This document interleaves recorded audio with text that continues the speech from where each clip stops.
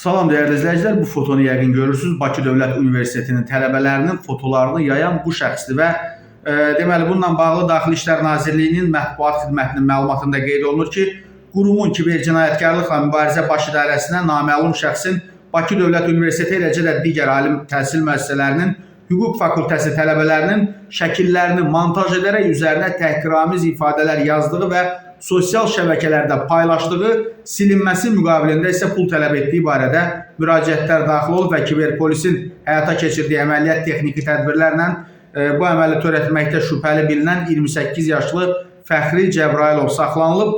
Araşdırmalarla müəyyən olunub ki, Cəbrailov TikTok şəbəkəsində hüquq tələbələri etiketi ilə axtarış edərək müxtəlif şəxslərin foto və görüntülərini əldə edib, daha sonra o həmin görüntüləri süni intellekt proqramı vasitəsilə montaj edərək üzlərinə təhqiramiz yazılar əlavə edib və müxtəlif saxta hesablar vasitəsilə təkrar sosial şəbəkələrdə paylaşıb. Saxlanılan şəxs foto və video görüntülərin silinməsi üçün müxtəlif məbləğlərdə pul tələb edib və faktlarla bağlı baş idarədə cinayət işi başlanılıb. Fəxri Cəbrailova Cinayət Məcəlləsinin müvafiq maddəsi ilə ittiham elan olunub. Fəxri Cəbrailov barəsində Nərimanov rayon məhkəməsinin qərarı ilə 3 aylıq həbs qəti imkan tədbiri seçilib, yəni istintaq dövrüdür bu və o Cinayət Məcəlləsinin 182.2.2 hədə qorxu ilə tələb etmə maddəsi ilə ittiham olunur.